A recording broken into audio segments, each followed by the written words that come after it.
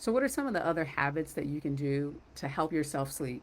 Plan for your sleep like you plan for waking up. For some of you, you just have to set an alarm because you're too focused on, you get distracted, you get going on social media, and the time gets away from you. And before you know it, it's after 11 and you're just now preparing for bed.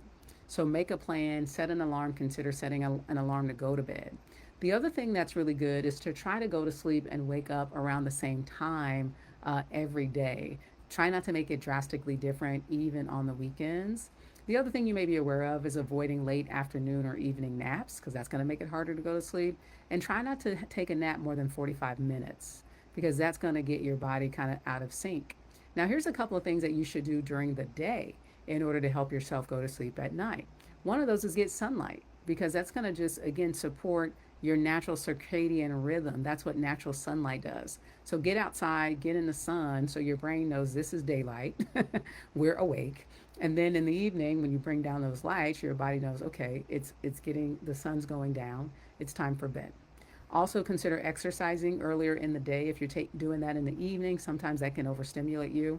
Those are some things to think about.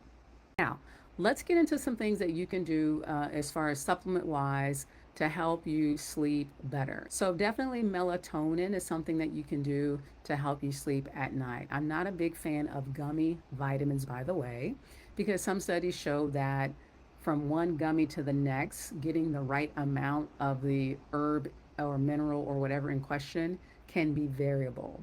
Plus, there's added sugar in those gummies. And so, melatonin in the form of a capsule or something like that, I would recommend. Also, magnesium is great to help you sleep. Some of you guys, you're not taking enough of the thing that you're taking. Again, what I'm sharing with you today is for educational purposes, so make sure you talk with your medical provider. But in a lot of cases with magnesium, you're needing 300 to 600 milligrams a night for it to be helpful. Magnesium is calming. And then get yourself into a routine at night. So maybe you have an herbal tea, you sit down, you read a book and you relax yourself. So those are some of the things and supplements that you can use to help yourself sleep. And we have a particular supplement actually at Dr. Woods Nutrition called Mag Synergy.